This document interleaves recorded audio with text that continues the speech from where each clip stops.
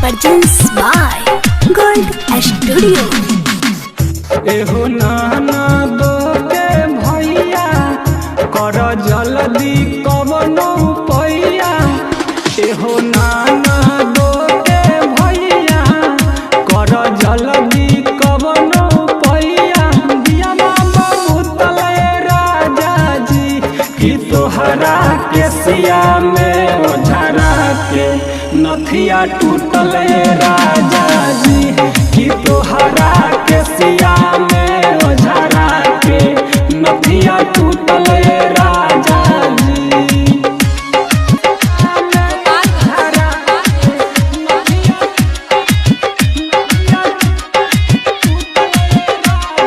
दिहल बा मुहवा देखाई पियरा उरमाई के हो। हरे हाली से खोजो ए सैया दिबरी जराई के हो। Produced by Gold Studio। हाँ दिहल बा मुहवा देखाई पियरा उरमाई के हो। अरे हाली से खोजो करे जा दिबरी जराई के हो।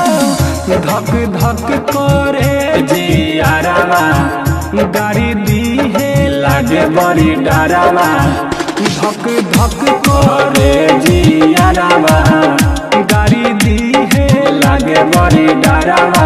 तू बारो सुतल राजा जी कि तोहरा के सिया में ओझरा के नथिया टूटल राजा जी कि तोहरा के सिया में ओझरा के नथिया टूटल सैया जी।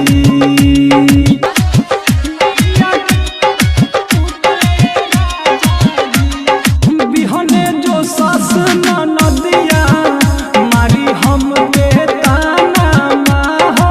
कुमार सरवन बोले की करब का बहाना हो।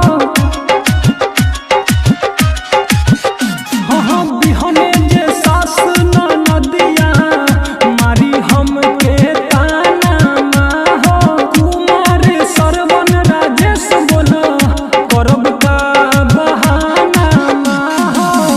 हमरो बुझा मजबूरी खोजल बाटे हो जरूरी।